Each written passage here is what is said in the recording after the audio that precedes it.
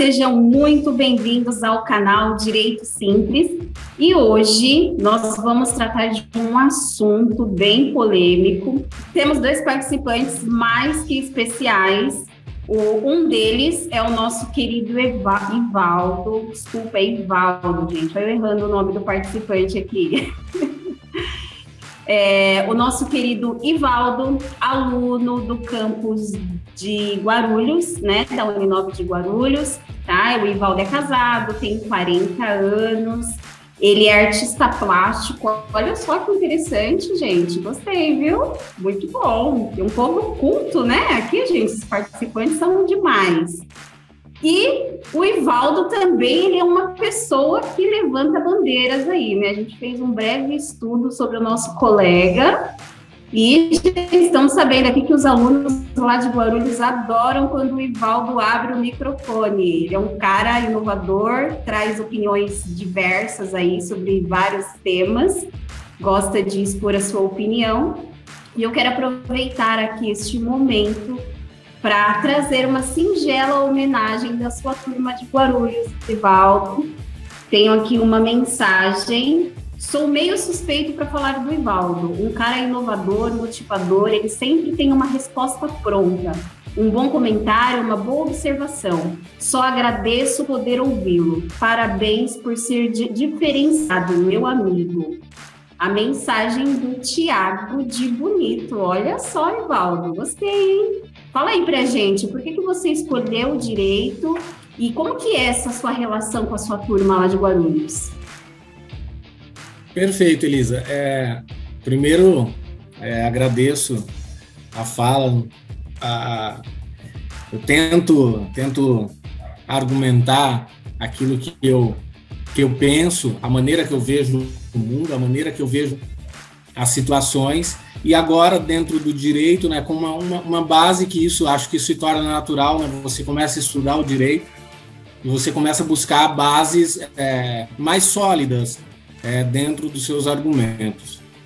E me sinto lisonjeado aí pelo elogio dos amigos. E na sala, eu tento argumentar, a curiosidade é o que mais chama a atenção. E independente, às vezes, do rumo que toma a conversa, se eu tenho uma convicção naquilo, acho que eu até comento com alguns amigos que eu falo que, às vezes, eu não sei se eu conseguiria advogar por uma causa que eu não tenho convicção, porque eu preciso acreditar naquilo, que eu estou defendendo. Então, é mais ou menos esse caminho.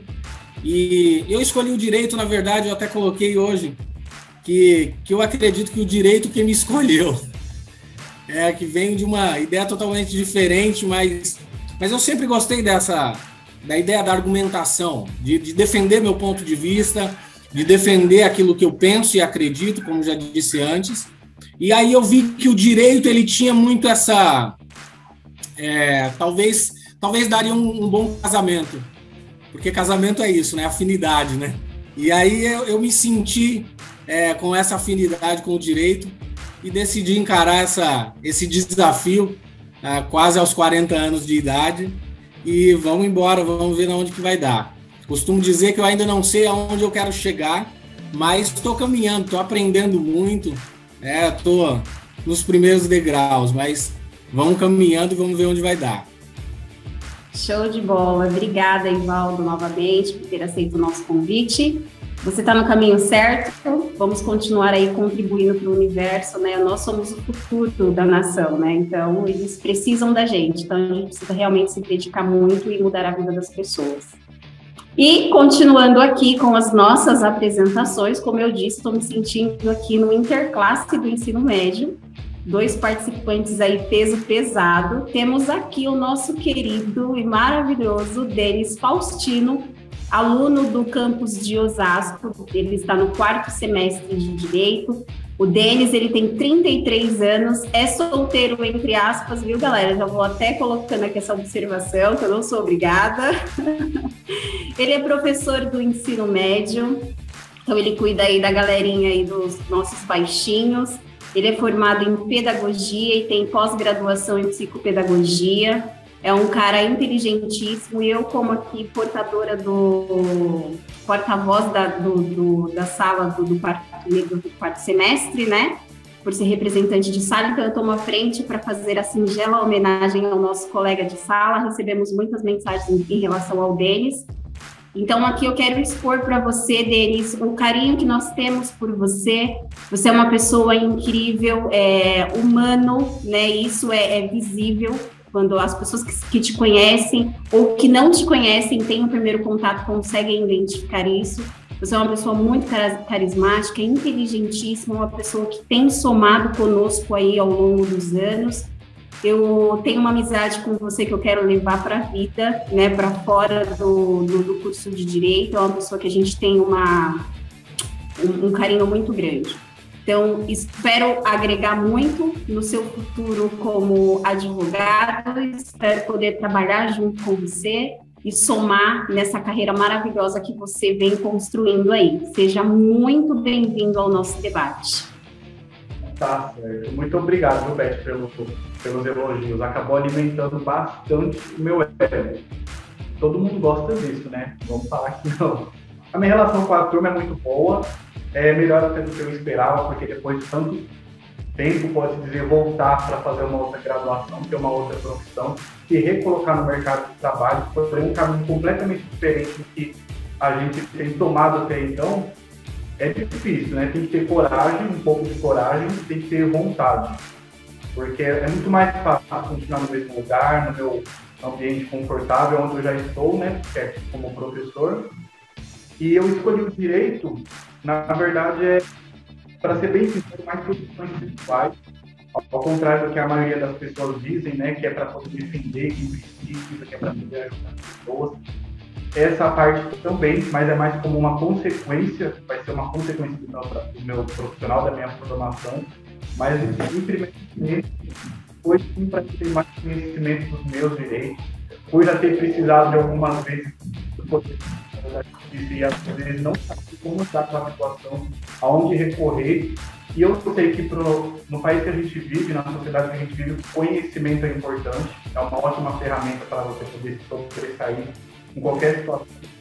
Eu sei que o direito é uma ótima ferramenta que eu vou usar a meu favor também, em primeiro lugar.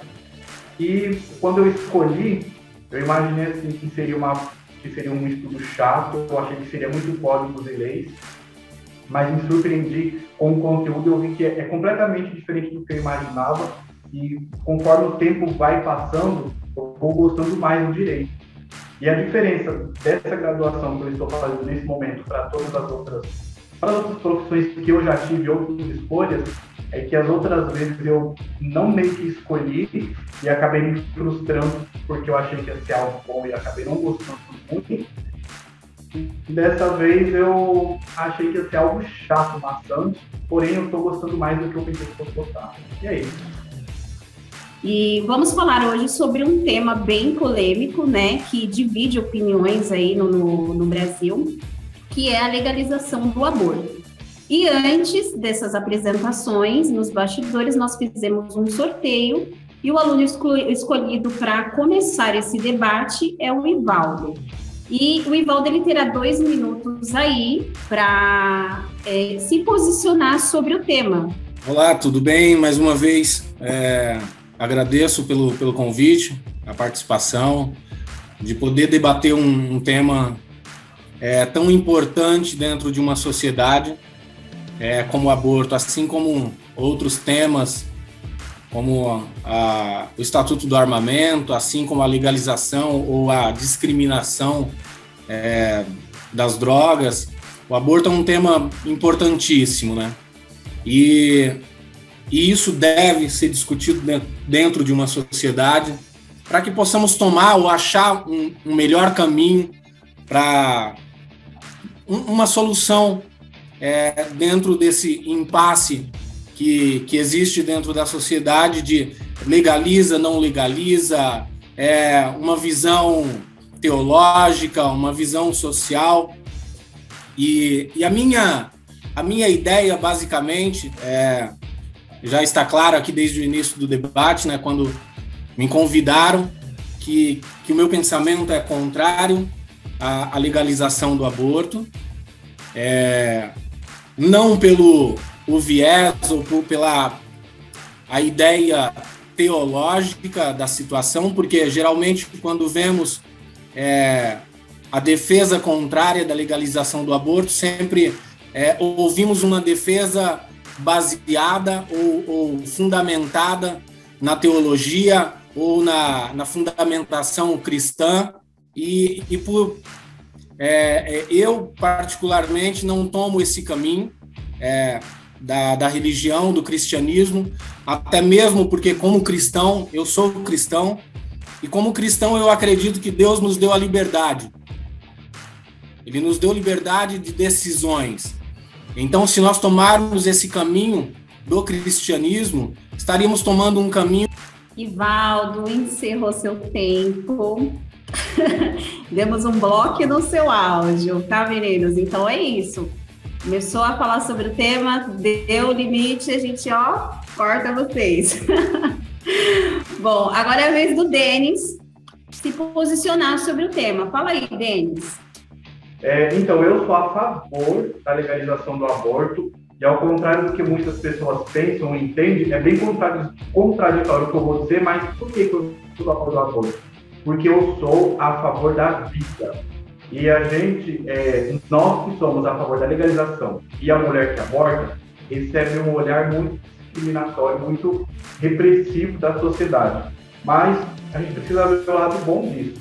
Se você é a favor da vida, a gente precisa discutir e buscar um caminho, como o próprio Nivaldo falou, para resolver essa situação. O que acontece se nós liberarmos, tornar menos restritiva a legalização, que aqui no Brasil existe já uma questão legal, mas é muito fechada. Com orientação, com prevenção, com acompanhamento e com a desculpabilização dessa gravidez, se essa mulher for num hospital onde já existe essa situação de legalização, a maioria delas desistem do aborto. Elas desistem de tirar o embrião ou o feto antes do tempo. E por que eu falo dessa desculpabilização? Nós precisamos trazer essa mulher, essa vez criança, grávida ou pré-adolescente, para a gente. Nós precisamos acolher, porque o que elas preferem, muitas vezes, é serem aceitas pela sociedade,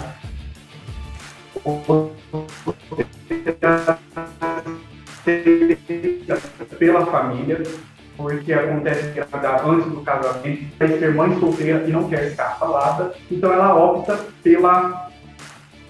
por tirar essa criança. Então, se você fizer um tratamento com ela, um acompanhamento psicológico, dá para ela esse tempo para pensar, eu tenho certeza que ela muda de ideia, pelo menos a maioria. Então, eu vou salvar a vida dessa mãe, dessa mulher, porque ela vai desistir de correr um risco de vida, de ir para um lugar de forma clandestina, e eu não vou... Corta o Denis, deu seus 2 minutos. Tadinho, gente, os participantes estão aqui, emocionados, eles querem falar de qualquer jeito, é um assunto realmente bem polêmico, mas vamos seguir aí as regrinhas e conter as emoções. Ok, seguindo a linha de raciocínio sobre a liberdade, mas já entrando nos dados, né, que no Brasil os dados revelam que são aproximadamente 1 milhão de abortos, ou próximos desses dados, de 1 milhão de abortos por ano. E o Denis argumentou que em países onde o aborto ele é legalizado, o índice de aborto ele acaba diminuindo. E dados revelam que eles são insignificantes, a diminuição. O que diminui é a quantidade de mortes de mulheres, isso é fato. Mas a quantidade de aborto não diminui. É muito baixo o convencimento dos órgãos de saúde para que aquela mulher que está decidida a fazer um aborto, ela não prossiga com ele. E você legalizar, a legalização do aborto em si, ela traz um problema social muito grande. Não é simplesmente a legalização? Porque se fala muito sobre o aborto, a legalização, o argumento das mulheres de que o corpo é meu, eu tenho as minhas decisões, destas que optam pela legalização do aborto. Mas não se fala sobre o pós. Os dados são poucos comentados sobre os defensores da legalização do aborto, sobre os transtornos causados que estas mulheres carregam após um aborto. Então, não é simplesmente a visão de que você está priorizando a vida. Assim como o Denis argumentou que, por mais que pareça contraditório, está priorizando a vida. Não está priorizando a vida. Pois é, deu os 2 minutos do Ivaldo, eu sei que você estava empolgadíssimo, mas deu tempo. E aí, Denis, conta pra gente, o que você acha sobre a opinião do Ivaldo? É com você. Então, em relação a que eu sou a favor da vida, eu repito, eu vou continuar reafirmando que eu sou sim a favor da vida. E quando eu falo que eu sou a favor da vida, eu tenho que ser a favor da vida da criança e da mãe. Em nosso país é proibido a pena de morte e nós não podemos também ter a tortura, salvo em caso de guerra declarado, o artigo 5º, inciso 47, salvo engano, que permite a pena de morte, correto? Quando eu criminalizo a mãe quando eu não legalizo o aborto, se continuar da forma que está, o que acontece? De forma indireta, eu estou penalizando essa mãe a uma pena de morte, porque ela vai morrer. Então, se eu tiver que escolher entre os dois, eu vou escolher entre os dois. Como eu não posso, ou a gente pode sim mudar a situação para tentar salvar a mãe e a criança. O que existe, como eu já falei na primeira parte, as pessoas olham muito para a criança em si, que não está errada. Só que essa mesma culpa que colocam nas costas da mãe que aborta e da pessoa que é a favor do aborto, porque uma pessoa morre, que é o feto ou o embrião, que na verdade ainda não é nem bebê, essa mesma culpa leva quem é contra a legalização do aborto, porque morre uma mulher. Qual é o peso maior da vida? Da mãe ou da criança? Eles têm o mesmo peso. Então, por isso que eu vou enfatizar que se você legalizar esse aborto e trazer a mãe para você com prevenção, com estudo, e ela desistir desse aborto, nós vamos ter 2 vidas salvas. São 3 tipos de pena, né? Não sei se vai ter tempo aqui, que o Brasil existe, que é a pena, que é a multa restritiva de liberdade e a restritiva de direito. Pena de morte não existe. E como não existe a legalização do aborto, a pena de morte está acontecendo de forma indireta. Eu estou autorizando, você autoriza a pena de morte para essa mãe e também a tortura. Seguindo, isso é você banalizar algo que ele pode ser evitado. Tomamos como base, o aborto ele não é algo inevitável. Ele pode ser evitado, ou seja, se eu posso ir como um precipício, porque eu não coloco avisos antes, há um precipício à frente. Porque a gravidez, ela não acontece por acaso. Eu não acordo de manhã e à noite estou grávida. Isso há uma relação, ou seja, a gravidez ela é fruto de uma relação sexual. Ou seja, ela não é o Covid, que eu não tenho culpa, eu saí na rua e contraí Covid. Ou seja, isso faz parte do sistema público. O sistema público, o governo, tem por obrigação me dar amparo, porque o Covid, eu saio na rua, volto a dizer, e eu contraio Covid. Eu não saio na rua, as mulheres não saem na rua e contraem gravidez.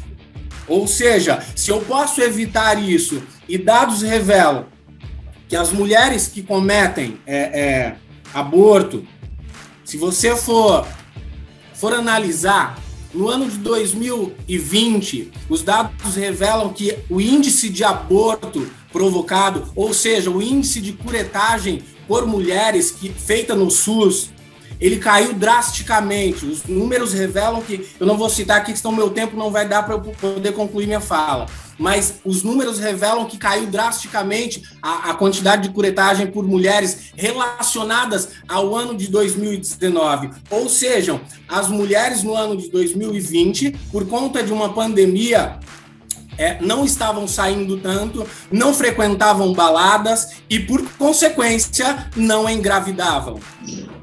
Eu entendo a parte dele, os argumentos dele em relação à banalização do aborto, também não concordo com a banalização, e ele enfatizou, né, por conta da pandemia, que as mulheres conseguiram evitar. Concordo, mas não é só por conta de porque as mulheres não puderam sair na rua, os homens também, né, todo mundo ficou dentro de casa.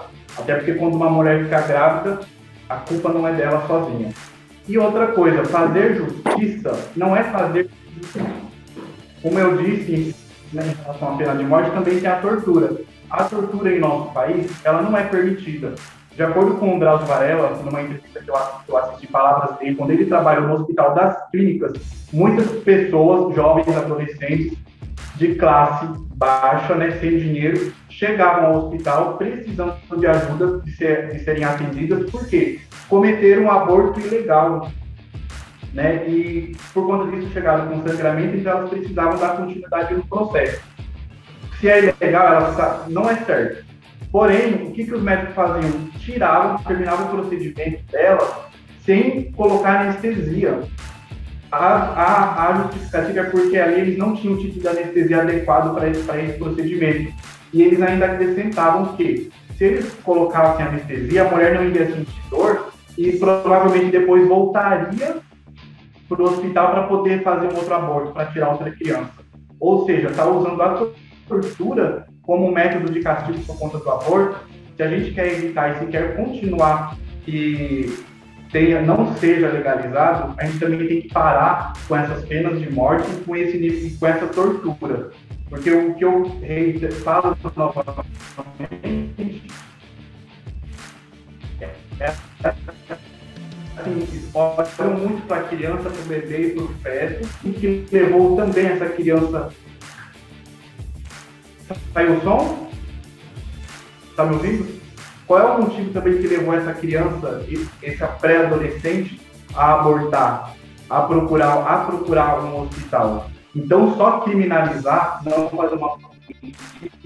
E nós temos duas perguntinhas, tá? Já encerrou o tempo do debate de vocês, mas eu tenho uma pergunta aqui para o Denis, que é a favor, e eu tenho uma para o Ivaldo, que é contra, tá bom? E aí vocês têm 2 minutinhos também para responder essa pergunta aí para mim, certo? Então, como a gente começou o debate com o Ivaldo, eu vou passar essa primeira pergunta pro Denis, que é a favor. Denis, você que é a favor aí da legalização do aborto, fala para mim como garantir a saúde mental da mulher que optou abortar, já que ela será julgada pela sociedade como uma pessoa que matou uma criança. Fala isso pra gente. Tá bom, vamos lá então. A primeira pergunta, né, em relação... Não me aprofundei nessa parte psicológica, não sou psicólogo ainda, mas é uma pergunta muito interessante. Por curiosidade, eu vou até pesquisar depois.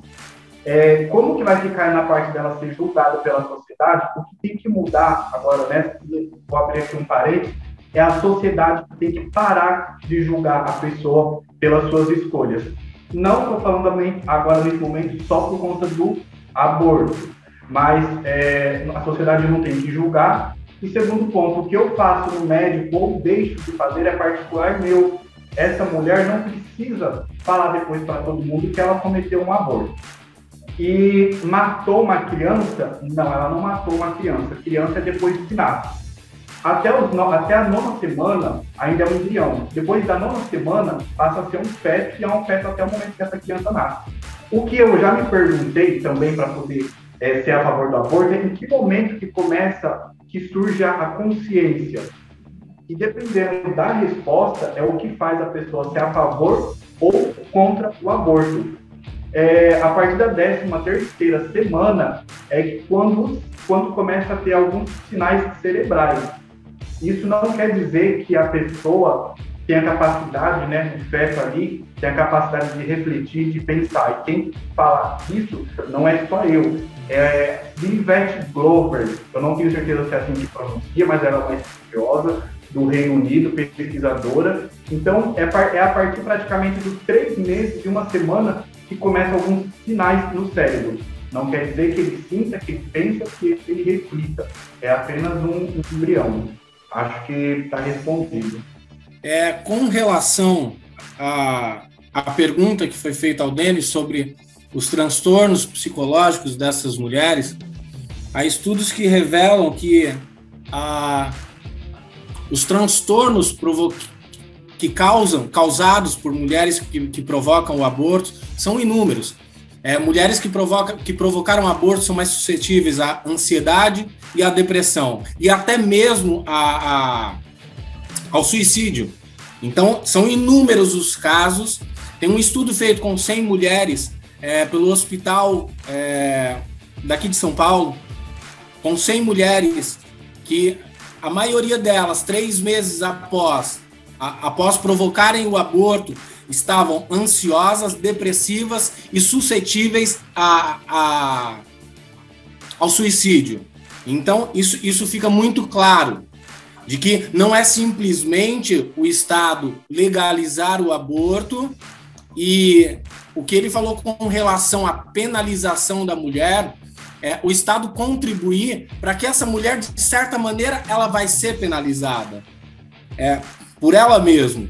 Então, o melhor caminho a se fazer isso aí, a defesa da vida e a defesa da mulher, a proteção à própria mulher, é você poder contribuir para que ela não chegue a esse precipício. Mas se chegou, o que fazer? O Estado deve amparar. Mas não é o melhor caminho, não é a saída o aborto, porque os transtornos são muito grandes. Os aspectos desencadeados por mulheres que provocam o aborto são muito grandes. Então, nós não podemos contribuir. Então, você fica num impasse onde, se não provocar o aborto, existe um problema da mulher com a criança. Mas a criança, existe um programa dentro do próprio Estado, dentro do próprio SUS, que essa criança ela pode ser encaminhada e pode ir para... Acabou o seu tempo, Ivaldo. Sinto muito. Mas calma, que tem um desfecho, tem uma perguntinha aqui babado para você também, que veio aí do pessoal de Osasco. E eles estão perguntando para você aqui o seguinte, Ivaldo, qual a dificuldade de entender a laicidade do Estado e colocar os bons costumes abaixo da escolha de uma mulher que, por motivos financeiros, não pode ter esse filho e optar em realizar o aborto? Você tem 2 minutos para a resposta. Não há dificuldade nenhuma em entender isso. Talvez os defensores, a defesa sobre o aborto é que não entende. Porque, volto a repetir e volto a dizer que uma mulher ela não engravida. A única pessoa na história é revelada pela Bíblia que é fruto do Espírito Santo, é Maria. A única pessoa na história que conheço. Ou seja, todas as outras gravidez são fruto de uma relação sexual. Ou seja, se eu não quero ter filho, eu disse outro dia em sala de aula que o governo deveria expor isso em outdoors pela cidade. Sexo pode causar gravidez. Para que isso possa ficar muito claro. Porque quando fazemos o ato sexual, estamos suscetíveis à gravidez. Então, é algo que pode ser evitado. Então, não é que uma mulher que não tem condição de criar o seu filho, já continuando a minha resposta anterior, o Estado ele dá total amparo a isso. Existe um programa social dentro do próprio Estado, até mesmo no próprio pré-natal da mulher, que ela já pode encaminhar esse desejo dela de não ter o filho, de não querer ficar com o filho, e mesmo quando ela nasce, nem o filho ela vê. O filho ele já é encaminhado diretamente para adoção. E no país que nós vivemos, as crianças que mais são preferidas para adoção são recém-nascidos. Então, esse argumento de que ela não terá dinheiro para poder sustentar um filho, esse argumento ele é muito vago. Porque ela não precisa tirar uma criança, ela não precisa desfazer de uma irresponsabilidade dela, porque a gravidez foi uma irresponsabilidade de um casal. E por uma irresponsabilidade de um casal, o Estado não pode arcar com essa consequência. Transferir esse poder ou transferir essa responsabilidade para o Estado por uma irresponsabilidade.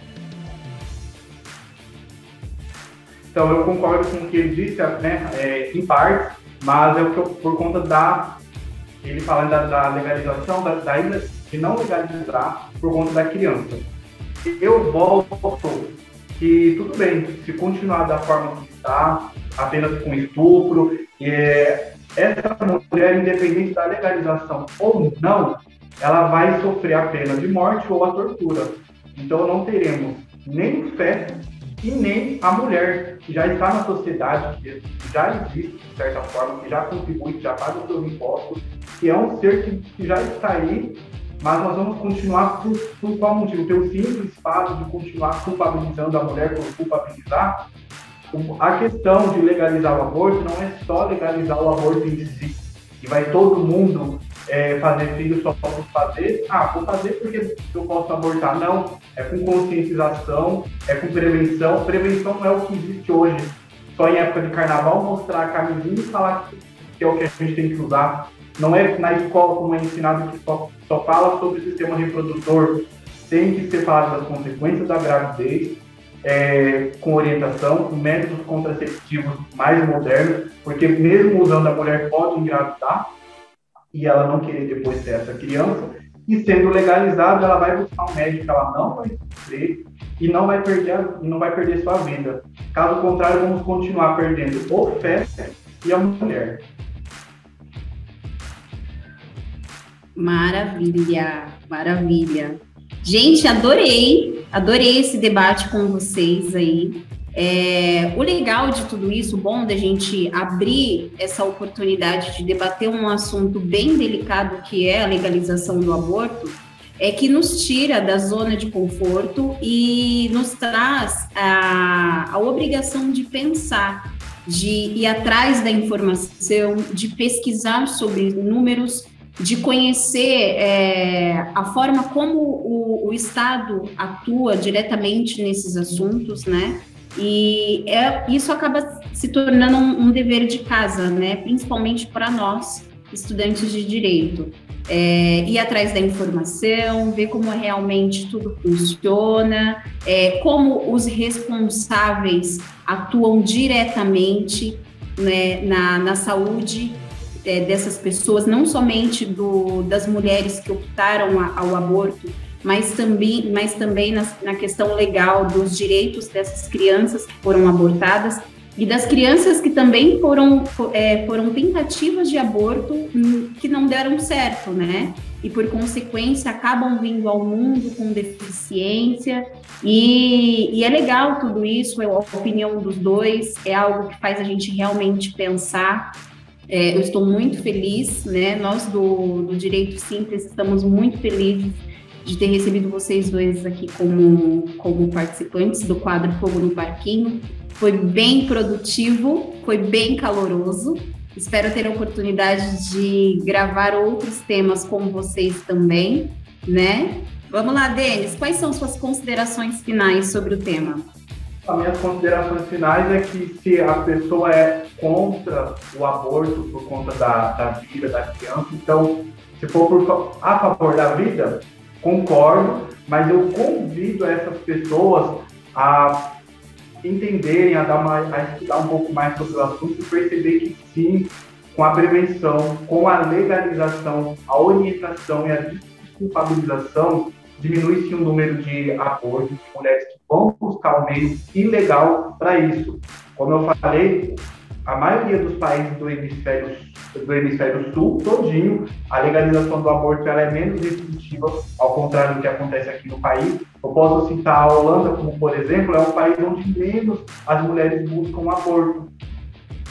Portugal, nos 10 últimos anos, depois também que houve uma liberação maior, também caiu o número de abortos. Então, não existe relação entre legalização com o aumento do número de abortos. Agora, existe sim relação com a restrição do aborto e o número de mortes de mulheres causadas por elas buscarem o aborto de forma ilegal. E o que acontece também, que a gente percebe, as mulheres abortam de forma espontânea, abortam, porque os defensores, quem vai falar que a mulher que vai buscar o aborto de forma legal morre. Ela pode morrer. É um procedimento médico, é um risco que a gente corre. Mas a que faz o aborto espontâneo corre muito mais risco do que aquela que vai por livre e espontânea vontade. Parece meio esquisito isso, mas por quê? Aquela que sofre de um aborto espontâneo, ela não está preparada, ela sofre qualquer hora, pode ser de madrugada, de manhã, de dia, ela pode estar longe de um hospital e não ter como recorrer. Ela tem mais chance de perder a vida do que aquela que se programa e fala, não, eu não quero criança por esse motivo, então ela vai preparada. Vamos lá. Por que eu sou contra a legalização do aborto? O que é o aborto? O aborto é abortar uma gravidez indesejada. Volto a repetir a palavra, indesejada. Ou seja, alguém que engravidou sem querer engravidar.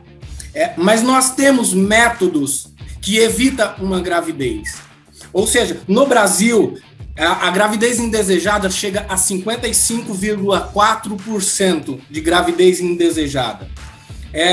E nós usamos apenas 2% das mulheres no Brasil fazem o uso de métodos anticontraceptivos, ou métodos contraceptivos, melhor dizendo, de longa duração, assim como o DIU. Apenas 2% das mulheres, volto a falar, de métodos contraceptivos de longa duração. Ou seja, que isso reduziria drasticamente o número de mulheres grávidas.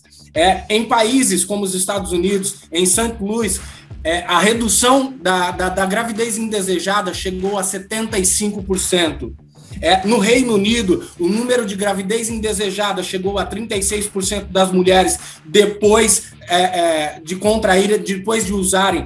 No Reino Unido, apenas 16% das gravidez se tornaram indesejadas. Um número que era de 36% de gravidez indesejadas caiu para 16% com métodos contraceptivos. No México, um país comparado com o nosso, comparado economicamente, ou com a mesma condição que o nosso, era de 36%. Também o índice de gravidez indesejada, depois de adotarem o método contraceptivo de longa duração, caiu para 16%.